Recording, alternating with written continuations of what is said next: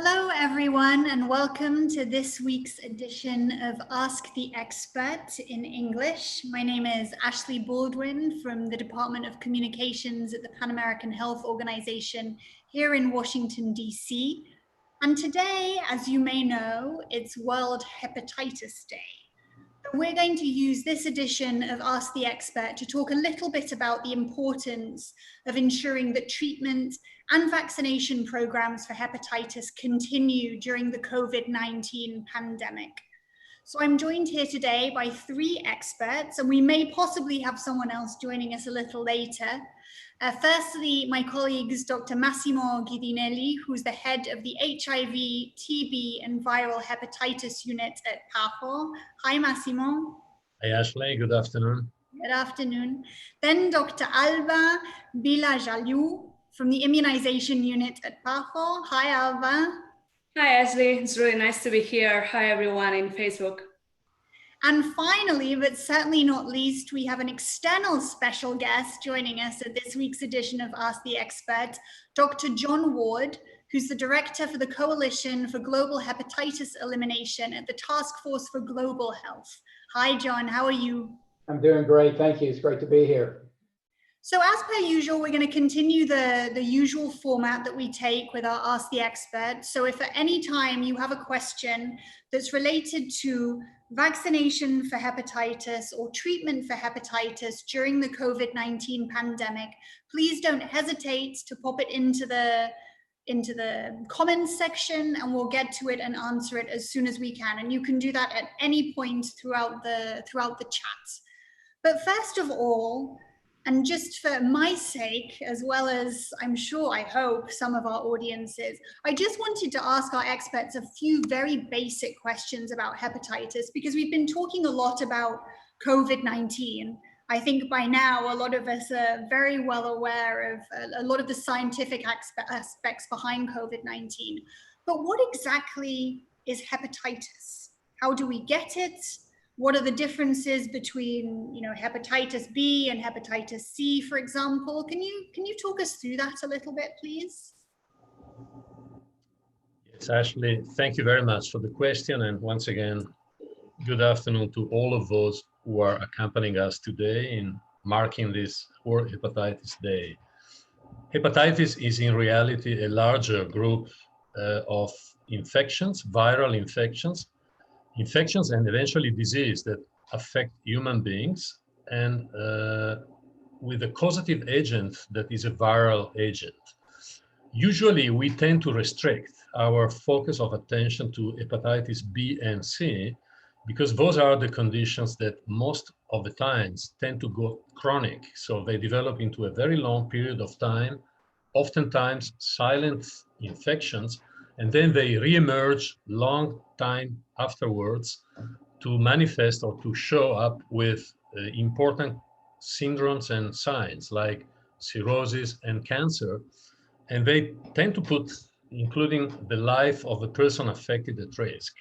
So today, I think, and I would like to invite also my colleague to comment, but for the sake of time and to focus our conversation, we'll be primarily talking about hepatitis B and hepatitis C. Brilliant. And how does someone acquire hepatitis B or hepatitis C? Well, they're bloodborne viruses. Hepatitis B virus and hepatitis C virus are bloodborne viruses. And there's some interesting aspects to how they're transmitted that's important to keep in mind. For hepatitis B virus, it's particularly problem in transmission for children born to infected mothers, so-called perinatal transmission. Because once infected, that child has a 90% chance of remaining chronically infected, as Massimo commented on, and a 1 in 4 chance of dying in later life from that hepatitis B infection causing that cirrhosis and liver cancer. The next high-risk group are young children who, because of household transmission and incidental contact with blood through toothbrushes and the like, if they would get infected, they have about a 30 to 50% chance of remaining chronically infected with that risk of liver cancer and disease in later life. And then thereafter, the transmission risk actually still remains high through any other kind of blood exposure, like a needle stick injury, including among drug users, or sexual contact. But you only have about a 5% chance of remaining chronically infected. So really the key opportunity to prevent transmission that causes disease is in early life. And that's why Hep B vaccination, as I'm sure Alba will comment on, is so critically important for hepatitis B. Hepatitis C, also a bloodborne infection, not transmitted as quickly or as readily from mother to child, tends to be more of a problem by blood exposures in later life because of poor infection control in healthcare. So you get a lot of, your injection may not be sterile sometimes in healthcare settings. Fortunately, that's improved with better infection control. Then it's also a problem for injection drug users. And then other contact where pretty much anytime something sharp that contains Hep C virus and gets under the skin can result in transmission. But that exposures in healthcare and exposures in among drug users are the major routes of transmission for Hep C virus. And then you have about a 20% chance of developing cirrhosis and liver cancer in later life. And so both hepatitis B and hepatitis C are the major causes of liver cancer globally, which is the 4th leading cause of all cancer deaths in the world. So they're major causes of cancer deaths. So if we can prevent them and treat them, we can prevent cancer. Thank you. So someone picks up hepatitis B and hepatitis C, and then I guess, a few years later or a few months later, it can manifest as these issues that you were talking about, the cirrhosis, liver cancer later in life, et cetera, et cetera. Are those the primary, I guess, symptoms or manifestations of hepatitis? Well, you can get symptoms, particularly if you're older when you're infected, such as with hepatitis B. You can get what's called acute hepatitis, where you turn yellow and have weakness and other problems around your liver getting inflamed. But for the most part, as Massimo mentioned, the disease happens after a number of years, not just a few years, but a number of years of those viruses silently causing that liver to be inflamed, which causes it to scar, which then severe scarring is cirrhosis. That liver begins to malfunction. Then the patient or the person infected begins to feel really sick. And then you begin to get risk for liver cancer. So for many years, you may not feel much of anything, then gradually begin to feel some tiredness, et cetera. Then you really get sick after a number of years with an infection. It's also important to point out, I think, that there are certain what's called cofactors that accelerate the progression of hepatitis. And first and foremost is alcohol. Alcohol is like throwing gasoline on embers. It just really inflames the liver, and it's a toxic mix. So you really get a lot of accelerated progression. And then unfortunately, because of the obesity epidemic, what's called fatty liver also inflames the liver. So that together with hepatitis virus infection can also cause that liver damage to accelerate, and you get liver disease and liver cancer much more quickly than you would otherwise. It's interesting that you mentioned that, John, because we had an Ask the Expert a couple of weeks ago with our non-communicable diseases team, who were also really hitting home the risk factors with things like alcohol and fatty foods, that lead to obesity and what have you when it comes to COVID-19. So it all seems very related. It's all a cycle. I would encourage anyone to watch that if they haven't seen it already. When we look at hepatitis B and hepatitis C, which is the focus of this Ask the Expert, in Latin America and the Caribbean specifically, who's most at risk? Well, I think Massimo, please go ahead first, and I'll chime in. I think we have a very good description of the epidemiology, the distribution of both hepatitis B and hepatitis C across the continent. They collectively do not represent the highest burden of disease for the region, when compared to other parts of the world, but still they are quite significant in terms of numbers. We're talking about several millions believed to be chronically infected with hepatitis B, plus another 3 to 4 millions chronically infected with hepatitis C. So you can understand that out of that big number of individuals, majority of which is not aware of its infections. So as you pointed out, between the time of infection and the emergence of symptoms, there may be decades of time. And that's the main reason why we call them the silent epidemics. They don't show up. They continue to do their day-to-day damage to the liver, oftentimes exacerbated by other cofactors like alcohol abuse, other substance abuse, and other factors. And then all of a sudden they pop up, and that's the time and the stage where they show really some of the critical complications that, as I mentioned earlier, they can put the life at risk. Now, in terms of population groups who are mostly affected, there are some peculiarities besides the usual high vulnerability, high risk groups that are communal to many other parts of the world, like people who inject drugs, people who had men who had sex with men, or individuals who are practicing practices that expose them to the contact with blood, like tattooing and similar practices. Besides that, there are pockets of higher burden of disease among indigenous populations, population of Afro descendants in several countries across the region. And those pockets tend to show much higher level of incidence and prevalence when compared to other population groups. Other groups that might be more severely affected by hepatitis, both B and C, might be in turn people who had a history of exposure to blood transfusion, particularly in the earlier days prior to the systematic routine introduction of blood screening and the elevation of safety of blood transfusion services. I would like to open a small parenthesis here, but overall, the world of hepatitis is a world with very recent dramatic developments. A few decades ago, we had the introduction of vaccine for hepatitis B, but the very agent of hepatitis B has only been identified 31 years ago, which means that prior to 1989, hepatitis C didn't even exist as a standalone clinical condition. It was generically referred to as hepatitis non-A, non-B hepatitis, to really highlight the uncertainty that we all collectively had in properly understanding and eventually addressing that condition.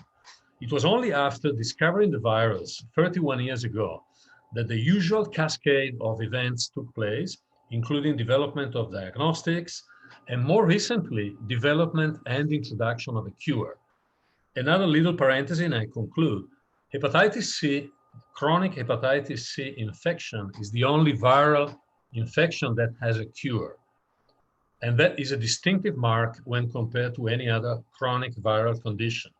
And especially these days when the whole world is afflicted by a viral pandemic, I think reminding ourselves that we have been able to develop effective agents that can cure a viral infection is very comforting, and with a very high success rate, up to 95 or more. Chronic HCV infections can be cured, and the cure can be sustained over time by using those antiviral agents. Thank you, Massimo. So I'm joined here to talk hepatitis treatment and vaccination in the context of the COVID-19 pandemic with three colleagues, two from PAHO, Dr. Massimo Ghidinelli and Dr. Alba Bila-Jaliou, and one external expert, Dr. John Ward, from the director of the Coalition for Hepatitis Elimination at the Task Force for Global Health. So today, as I mentioned, it's World Hepatitis Day, and the theme of this year's Hepatitis Day is for a hepatitis-free future. So looking forward, we're dealing with a relatively new disease. Correct me if I'm wrong, Massimo is only 31 years of age. Is there a cure? You mentioned that there was effective treatments and that 95% of people with Hep C can be cured if they're on treatment. Can you tell us a little bit more about treatments and cures for both hepatitis B and hepatitis C? Is it me or okay? Any Yeah. one of you, or you can all jump in whenever you like. Let me roll out a little bit of a reflection on treatment and cure of hepatitis C, and then maybe one of my colleagues will address the other hepatitis B. Well, let me check the dates to make absolutely sure, but I think it was in 2007, the first ever drug of the so-called family of DAAs, direct antiviral agents, was eventually discovered in 2007. That is sofosbuvir, which was eventually put on the market in 2013 as the first specific agent to cure hepatitis C chronic infection. Prior to that, we know that there were other antiviral in a cocktail with interferon, which also had some action and some possibilities to cure infection, but side effects and the tolerability were very low.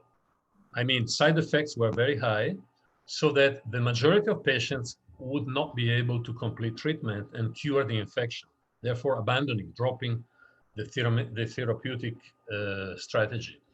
Now, with the advent of TDAAs, the whole situation changed. And that's why we call it the therapeutic revolution. The first chronic viral infection to be curable, and between 2013 and now, the whole range of several classes of new antivirals becoming available on the market with the capacity to treat and cure hepatitis C infection over a period between 8 to 24 weeks in a combination of drugs, so that those 95, 98% success rate can be maintained, and it can be maintained over time. We also know that there are different genotypes, different types with very slight, tiny differences between the same viruses, but with obvious implications for their treatment. So today we do have what we call the pangenotypic treatment available, so we don't even have to bother about further diagnostic of the exact genotype of the virus affecting that very individual patient, but we can treat with all confidence to be sure that we can cure and clear that infection. I conclude by saying that today, after many developments and simplifications in the treatment approach, the WHO is recommending universal treatment, regardless of the stage of the disease, regardless of the genotype of the virus causing the infection, but with the purpose to simplify treatment and to maximize the benefit of available treatment options. This is about hepatitis C, but the situation in terms of hepatitis B, it's quite different, because for hepatitis B, we have a tool to prevent it. So we have a vaccine. For hepatitis A, which is another type, we do have a vaccine. For hepatitis B, we also have a vaccine. For hepatitis C, unfortunately, not yet. So that's why it's super important to have a cure. So for hepatitis B, the idea is that if we have a vaccine that it's safe and it has been around for more than 30 years, it's a vaccine that it can be safely administered to newborns, it could be administered to children, as well as teenagers, adults, pregnant women. It's basically a vaccine that it's safe and it's for everyone. And when I'm saying that it's everyone, it means that it's super important to administer it during the first 24 hours of life to the newborns, with the idea that that is going to be able just to prevent what John was really explaining really well. One of the main ways that we're getting new chronic infections, that means from the mother to the child. If we vaccinate that child, even if the mother is positive for hepatitis B, the chances, if we do it during the first hours of life, that baby is going to be protected against that hepatitis B. That's why it's super important. And then there is a second step. We need to make sure that we vaccinate every single child with at least 3 doses of hepatitis B vaccine or hepatitis B containing vaccine during the first year of life. That's key, because if we're able to do so, that kid is going to be protected for life. It means that we're not going to need a cure for the hepatitis B for that kid, because that kid is not going to get the infection. And then what happens for those that they were born after the vaccine was introduced? So it means that we have people that, as Massimo was saying, probably they are silent. We don't know that they do have hepatitis B, but we can basically offer the vaccine to those that are at high risk, starting by healthcare workers, which are the ones that are in contact with blood, which is the main way to transmit hepatitis B, and then as well as the ones that Massimo was referring in terms of high-risk groups. So this is in terms of a tool that is for prevention. And maybe John can walk us through in terms of the treatment, what does it exist for hepatitis B? Sure. Yeah, as it relates to hepatitis B treatment, we don't have a cure, but we do have effective therapies. And the one in particular, it's a drug that's used most often actually for HIV, which is known as tenofovir, which has action obviously against both HIV and hepatitis B virus. And so you have to take that over a number of years, but it's only about 1 pill a day. It tends to be very, very safe, very few side effects. It has really become very inexpensive in most countries. And it lowers your risk of liver cancer if you're chronically infected with hepatitis B by about 50 to 60%. So it is a life-saving treatment. We'd like to have a cure. There are a number of companies working on that, but we haven't gotten there yet. But we do have an effective treatment. So knowing your status does have value for your health. There also is a little bit of a movement to using these drugs to make sure that that infant is fully protected from transmission, as I'm sure Alva can elaborate on, for mothers that have a lot of virus in their system, what's called high viral loads. They will sometimes break through that protection that the vaccine provides, and that infant gets infected anyway. It's only a few percentage of infants that happens to, but you want to protect them. So studies have shown that if you give that mother some of these antiviral therapies in the last trimester of pregnancy, that viral load will drop, and then that vaccine can protect the infant. So there's a move toward what's called triple, and I guess in PAHO, quadruple elimination strategies, where there's an effort to bring together HIV, syphilis, hepatitis B prevention, and Chagas disease prevention as appropriate to make sure that infant's fully protected against all those infections. And Alva, I don't know if you have any other comments about that before I make a comment or two about Hep C. Yeah, I think it's great that you're mentioning the antiviral treatment for pregnant women, because basically this is the WHO just launching today the new guidelines in terms of what else to do to avoid that any pregnant woman who is positive for hepatitis B, then we know that we test her, we learn that, for example, during the pregnancy, and we're able to offer to her antiviral treatment that it's going to be able to reduce the amount of virus that she has in the blood. And then it means that in the moment that she's going to deliver the baby, that is going to be lower. And the chances of the virus, the hepatitis B virus, it's going to get to the baby, it's lower. And then on top of that, we're going to use the tools that we have already. We're going to vaccinate that baby as soon as possible, preferably during the first 12 hours of life. And as well as if we do have access, we'll also administer to that baby immunoglobulin. With that, the chances that that baby it's going to have chronic infection for hepatitis B are reduced by 90%. So it's kind of the combination of all the different tools that we do have that we're aiming to generate really a course, generations that are free from hepatitis B. And that really links to the elimination piece. Mm-hmm. And then quickly about hepatitis C, Massimo has it spot on. These are medical miracles. So we have these hepatitis C therapies now that can cure this chronic viral infection. Never has happened before in the history of medicine. Well, they were very expensive in cost when they first came out. Those costs have really dropped dramatically. I'm sure Massimo can give more information about that as what PAHO has done to help bring that about. but you now have these drugs that can cure people with hepatitis C. And if you're cured of hepatitis C, it lowers your risk of liver cancer by 90%. So you have a 90% chance to drop of liver cancer. And that's really all about how sick is your liver when you get cured. If you get treated early enough and your liver's healthy enough, you almost have no risk of liver cancer. So it's all about early diagnosis and getting these treatments. So the question really should be in front of all of us. Well, then why isn't everyone treated and cured of hepatitis C after 5 years of having these drugs out? And it was because we have some real diagnostic challenges in getting this up in front of everybody, getting the policies and programs in place so that people can get tested and diagnosed with this silent infection and get the care and treatment they need. And that's really the challenge for us as it relates to hepatitis C here on World Hepatitis Day for us in the Americas. Let me just emphasize something for our audiences, just to make sure that I have it right and just to make sure that everyone else has it right. When we talk about hepatitis C, we have a cure. We have a cure that's ready to go. Right. The hepatitis B, we don't have a cure, but we have an effective treatment and we also have a vaccination. Right. Can you tell me a little bit more about the efforts in the region, Alba, to eliminate mother-to-child transmission of hepatitis B through vaccination, and what our specific recommendations are, and what happens when the babies that sort of we don't get within that first 24 hours of life that you mentioned?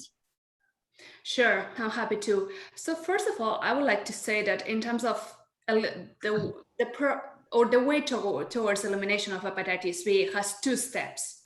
The first one, it's the one that we want to eliminate the transmission from mother to child, as well as any transmission that could happen during the early childhood. I mean, during the first years, the first 5 years of life. Because as John said, the chances that that baby or that child is gonna have a chronic infection, it means that after being infection, it's gonna develop a chronic disease, are higher if he or she gets infection earlier on life. So that's why we want to focus in that group. If we're able to eliminate that, it means that we're generating generations that are free of hepatitis B, and they're not gonna be infected through all their life against that. So that's the first piece. The second piece is in terms of focusing for those that weren't able to get the vaccine, we need to be able to diagnose them and to treat them in order to be able just to eliminate also the disease on them. So there are two pieces. The first one, for PAHO, for the Americas, the goal is by 2020 to eliminate mother to child. And then in terms of eliminating hepatitis B as a public health threat, which means a public health disease, we aim for that by 2030. So today it's a day to celebrate because the WHO model is estimating that PAHO, it's the region in the world, so it means the Americas, it's a region in the world that has already eliminated the mother-to-child transmission, as well as the early childhood transmission of hepatitis B. That's such an achievement. And the Americas, it's the region in the world that after having been used the vaccine for more than 30 years, now we can say that has the lowest prevalence in the world in children at 5 years of age.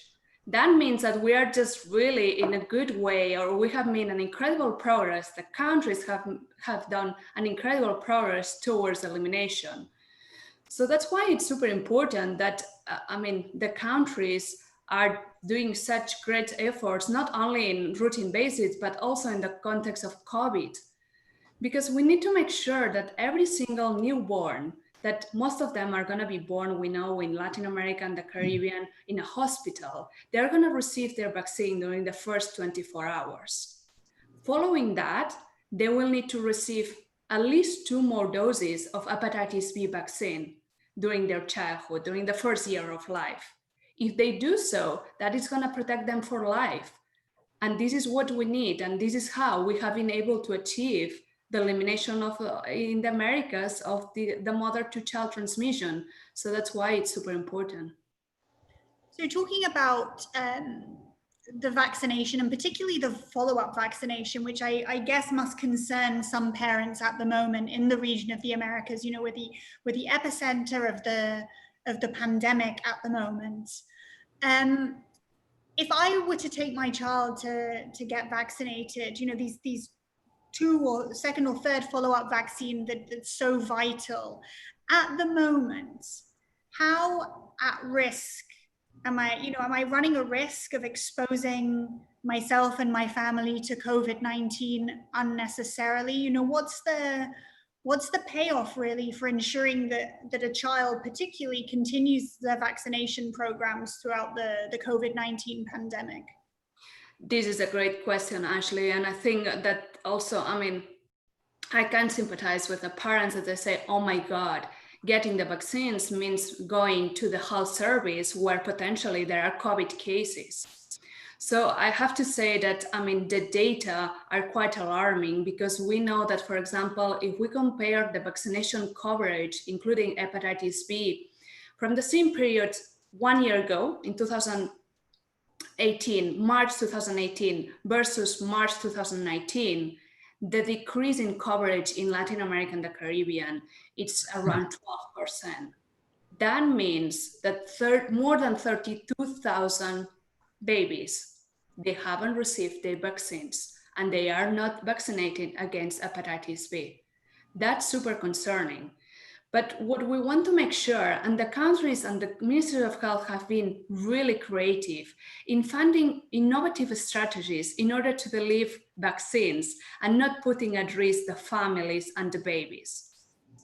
How they have done that? For example, they are administrating, first of all, protecting their healthcare workers, making sure they have a mask, they have hand sanitizer, they have a way that they are working in administrating vaccines, but are not the same ones that are also providing response to COVID. So basically separating between preventive and curative services.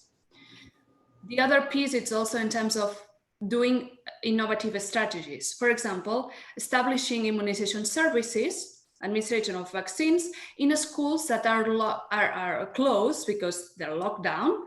So it means that the family don't have to go to a school, doesn't have to go to the health facility where potentially are COVID cases. They can go to a school or to a pharmacy or to other places to receive the vaccines. Also in other places, they have established ways to vaccinate outside. As we know, the COVID, the risk of transmission. Outside in the air. Outside in the air, exactly. Outside the buildings. Establishing ways. Other innovative strategies, the drive-through, meaning that you go with your car, you stop where there is a healthcare worker, the vaccinator, who is ready with the vaccines, and that one administers the vaccines without the need to hardly interact, as well as the need to go inside a hospital or a health facility. So countries are finding their ways in order to protect the healthcare workers as well as the families, and it's key that everyone is continuing receiving the vaccines. Thank you. Alba, what's the change in birth dose coverage, may I ask, if that's known, please? Yeah, we're currently collecting data in terms of the third dose coverage of DTP3 containing vaccine, which is the pentavalent vaccine, that it's the one that contains also hepatitis B. It's more than 10%. So we think that it's going to be between, right now we know that for March 2019 was 12% the decrease, but unfortunately we think that it's more going to be around the 20%. We're about to receive the data in terms of what happened in April and May, but however, the data as well as from other regions, it's not really encouraging. So that means that we'll need to put in place strategies, first of all, to identify where these children, and second one, to do strategies, to define strategies to be able to catch up. If I just might mention quickly, I mean, I was on the webinar with WHO this morning, and Meg Doherty, the head of the hepatitis program, mentioned some modeling where they were estimating if there was a persistent 60% decline in hepatitis B vaccination, as is being already observed in some countries, if that was the case globally, That would translate to over 5 million new infections occurring among infants, resulting in over 1 million deaths in later life without effective treatment. So the loss of vaccine does have consequences. So that's definitely why the opportunity today to remind our audiences about the importance to make a good assessment and a good evaluation between the real risk, because obviously there's a COVID risk out there, but that can be definitely put under control by adopting all the measures that have been recommended, the usual one, the social distancing, the use of masks, but also the results of what Alba was labeling as creative health systems that have quickly developed alternatives to minimize that exposure and that risk. On the other side, we do have the imperative to continue and to protect the gains. If we really want to get rid of this scourge of hepatitis, we cannot change the trajectory. It's a matter of thinking about what's going to happen over the next few years, you know, and so every single decision on a daily basis is critical and fundamental. So I believe we need to reinforce at all possible opportunities the message that certain standards and certain priorities would need to continue. And we have much to offer in terms of mitigating, containing, and probably keeping the risk of exposure to COVID to a very low minimum level. And just moving back to hepatitis C for a minute, and then, you know, I have a lot of questions that have arisen over the past 5 minutes about vaccination, but so that we continue to mix things up a little bit. I know, John and Massimo, you mentioned during your interventions about testing and the importance of testing. And I think it was John that mentioned that, you know, these symptoms can take years to manifest. And so I'm sure we have lots of people, you know, wandering around the Americas, oblivious to the fact that they might have, you know, one of these hepatitis B or hepatitis C. What's being done to address the issue of testing, I guess, particularly among vulnerable groups? Well, it's definitely one of the biggest challenges, you know, how to find out those very many cases that are hidden in the large numbers of the population and who are not aware of their condition. So with minimum intention to be tested.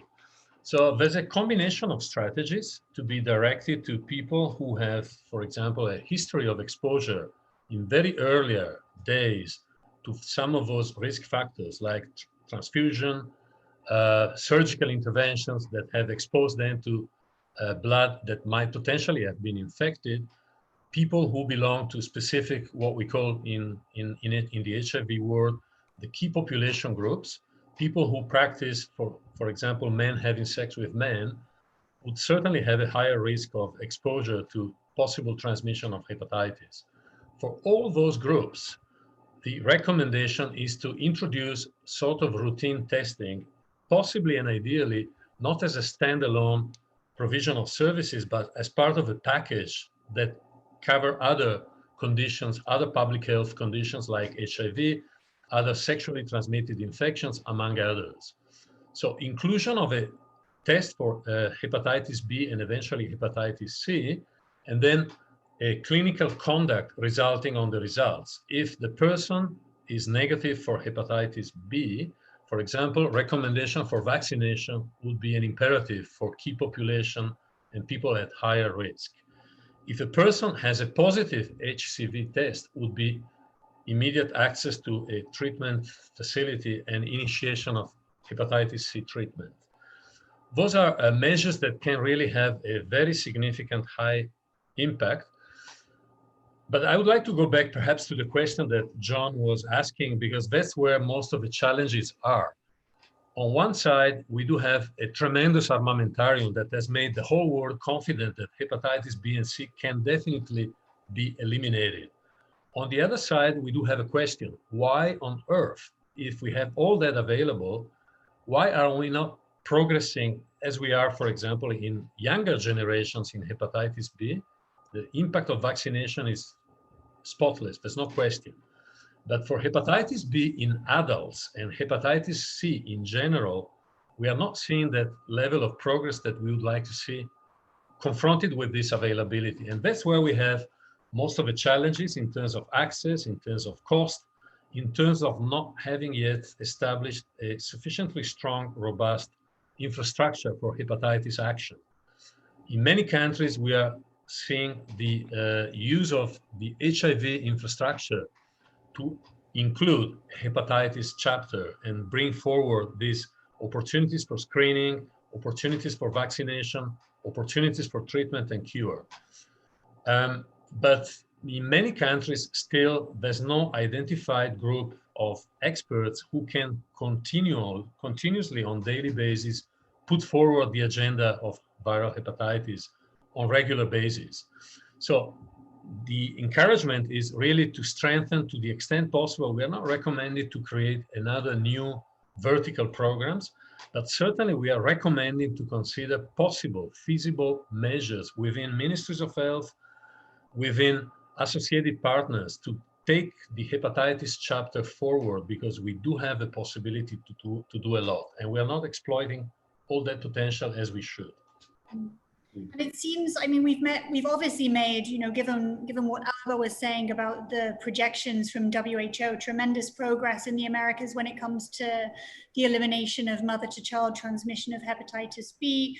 You know, we have hepatitis included among the PAHO elimination initiative. So it's obviously a huge priority for us in the Americas, but why do you think that that's not the case, particularly when it comes to treatment? Is it an issue of cost? You know, if I'm in one of these higher risk groups and I take the test and I'm found to be positive for either hepatitis B or C, what are going to be some of my barriers to accessing treatment? Well, certainly cost is probably one of the main barriers. As mentioned earlier, the debut and the beginning of the era of direct antiviral agents was marked by extremely high price marks. $85,000 was the initial market price of those drugs. It's no longer that expensive, but even today, being in certain countries at the level of several $1,000s per treatment, that cost is still prohibitively high for many decision makers to really consider engaging into a systematic campaign, a testing strategy to find out cases and treat them. So probably reduction of cost is one of the key factors. Remember that we never had in the hepatitis world the benefit and the impact of a global fund-like mechanism that would bring international solidarity funds to kick off activities and start. So the real situation today is that anything done in countries on hepatitis is currently done with domestic resources. So it is understandable the hesitance of ministers of health to engage into a potentially extremely costly and difficult to sustain campaign over time. So the first pledge is really to continue advocating for a price reduction. Today, the strategic fund of the Pan American Health Organization offers antivirals for hepatitis C comprised between a minimum of 129 drugs per treatment up to a maximum of around $4,000 per treatment, depending on the intellectual property situation of the country in terms of accessibility or not to generic versions of drugs. So those are the terms of a dilemma. I don't think the cheaper range would be pushed much further. Although we have examples that in some countries, and John knows better than I do, how in certain countries in Asia, in Central Asia, prices have dropped even further below the $100 mark. But certainly we can do a lot for the upper end of the branded drugs, those that still cost in the thousands of dollars. And again, we have encouraging examples coming from countries like Brazil, where direct negotiation with providers and the volume of the demand of the country. But Brazil is big. They have a big volume of demands. They have been able to push the cost down further to probably around $1,500 to $1,200 per treatment. That's an example, you know, and that's probably the direction that we should continue to pursue. To achieve that, we would need to have a great mobilization, activism, advocacy. We need to make a lot of noise. We need to make demand. We need to ask governments to be accountable and to continue to provide these treatments. But we also have to be realistic. And so we have to continue push mechanisms like the strategic fund to explore better conditions and better options for decreasing those costs. And a very similar situation applies also to diagnostics. Obviously, we are not in the thousands, but because of the millions that may need to be tested overall to identify the few that are actually infected, that testing dimension as well spells out the millions. And that's where we need to consider options, alternatives that do exist, but would require further push and further advocacy to reduce the overall cost of those commodities. Yeah. If I just could jump in on that, I think Massimo explained very well the value of getting affordable medications is really a critical first step, and in the role of civil society to let people know this is really important. We're very excited about the collaboration we have with PAHO as the Task Force for Global Health and their disease elimination priorities to really see how we can help countries go through the decision-making process of what's the best program that's appropriate for their population, looking at their burden of disease, the testing capacity that's already there, what's the key populations that are at greatest risk, and what's the best way to reach them. Then look at the commodity prices that Massimo just went into. The cost of diagnostics can rival, in some countries, the cost of treating someone. So diagnostics has really gotten to be a bigger issue as the treatment costs have fallen. And so we feel like with that civil mobilization and helping countries go through that decision-making process, and then having commodities that are reasonably priced, you can really help countries put together a program that makes sense, get more people tested early, get people treated before they get severely ill, and then they don't die prematurely from hepatitis C. We have some great models that we've developed. You just plug in data of the type I've just described, and it will help you develop a budget-based plan to reach an elimination goal. We've developed this model with a group at Harvard. That's models available at no charge through the coalition. So really, for those interested or would like more information, please contact me at jward@taskforce.org, or go to our website at globalhep.org and get more information. And then lastly, countries are developing programs. We recognize the progress in Mexico, and we highlighted the work of what we call Global Hepatitis Elimination Champions. And there's a David Karasinovich, who is a hepatologist in Mexico and really worked with the government over a number of years to put together a hepatitis B Berto's program years ago, and now most recently a hepatitis C treatment program. So it just really goes to show you that getting together, you can do more than what's being done now to the benefit of the countries and really ultimately to these global hepatitis elimination efforts. And you mentioned right at the beginning of the, sorry, Albert, to interrupt. You mentioned right at the beginning, John, you gave a statistic about I think it was the percentage of liver cancer cases that due to hepatitis. So I think, it's also about, when we explore the issue of cost, it's about looking at, costs that health systems are going to incur further down the line. If these vaccine preventable in some cases, in the case of hepatitis B, and perfectly treatable and curable diseases such as hepatitis C aren't really addressed. We're getting towards the end of our Ask the Experts. We've got 10 minutes left. So I just wanted to ask you all a question, because it's something that very often interests our audiences when we look at sort of treatment and elimination of particular diseases. And it's, how are we doing as a region? I wonder if Alba, you could kick this off talking about vaccination a little bit.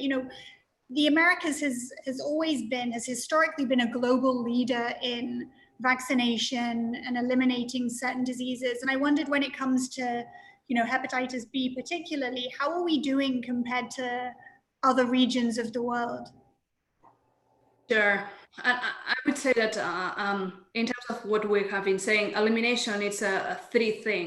We need the preventive services, we need to be able to diagnose people, and we need to be able to treat. But of course, if we can prevent, better to cure later.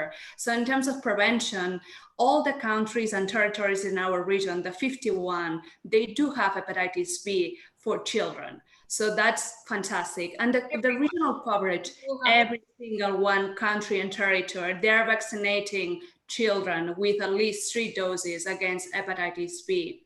And the regional coverage, it has been higher than other regions, as well as the global coverage for hepatitis B, and it's more than 80%.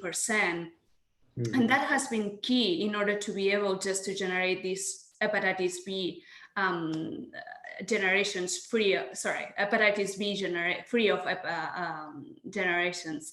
And then in terms of hepatitis B Bordeaux, this was introduced later on, but right now we have 31 countries and territories. That means, when I say 31, it's hard to imagine what we're talking about. But if I say that these cover more than 95% of the birth cohort of the Americas, meaning more than 14 million newborns every single year, I think you can get a sense about what we are achieving.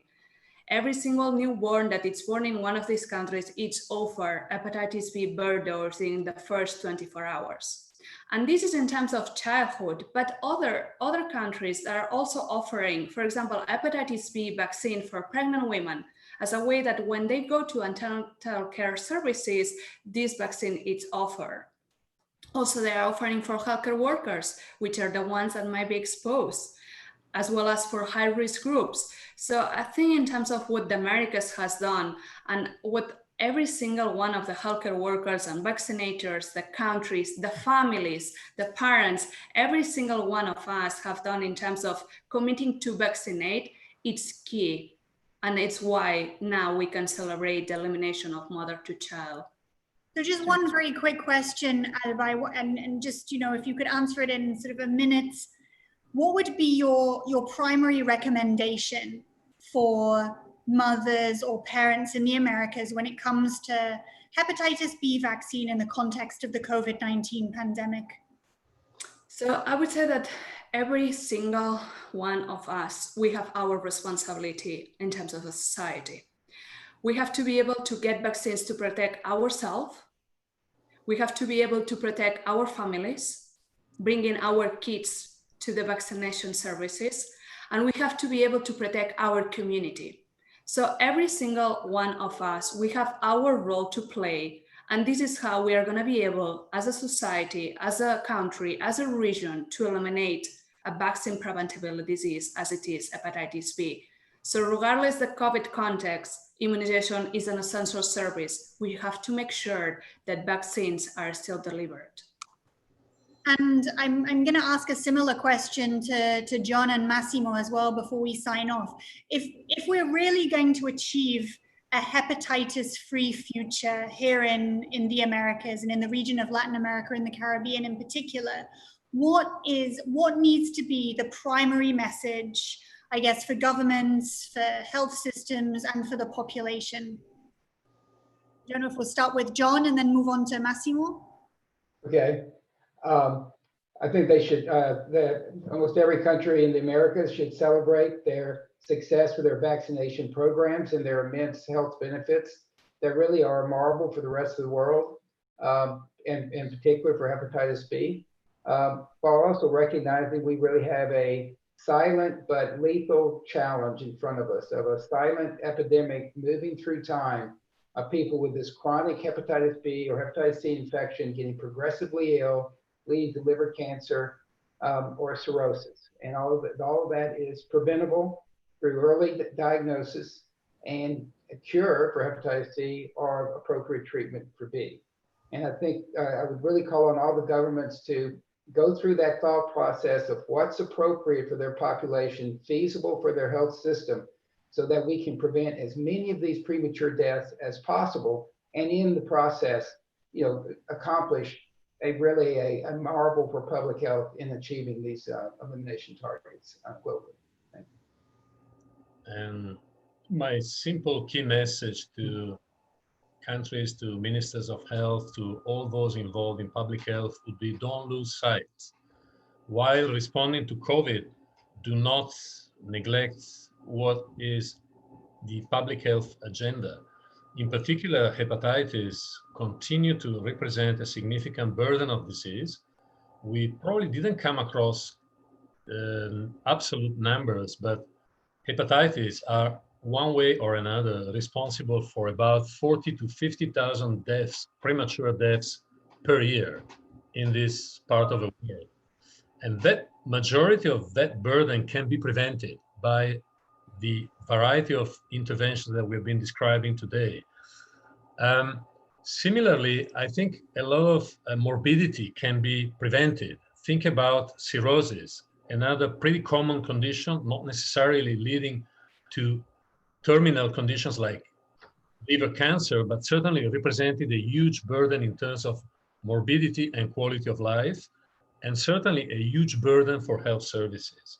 So if we put all these dots together, the picture that comes is, if we do have the courage to invest upfront, there are huge savings down the line.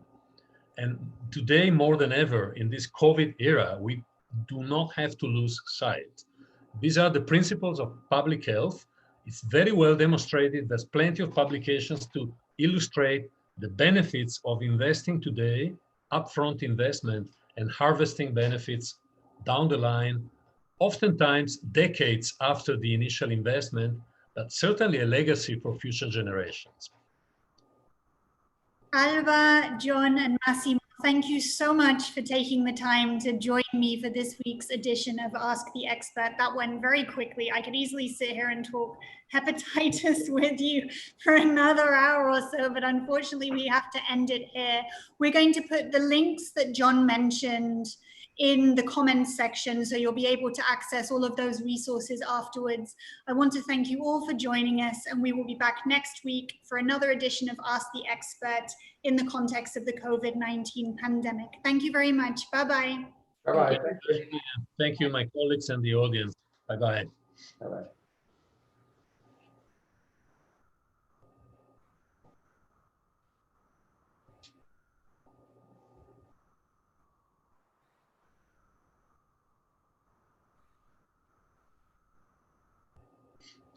Hmm.